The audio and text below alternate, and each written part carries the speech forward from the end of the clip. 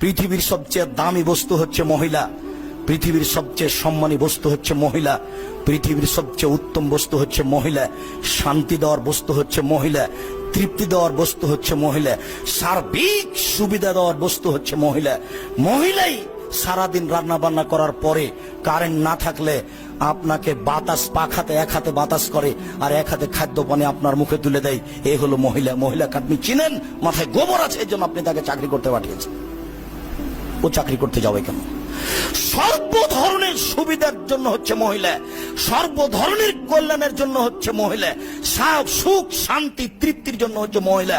আল্লাহ তাআলা তাকে এই জন্যই সৃষ্টি করেছেন। সে অশুভ ফল হতে পারে কি করে? ছি ছি ছি ছি ছি।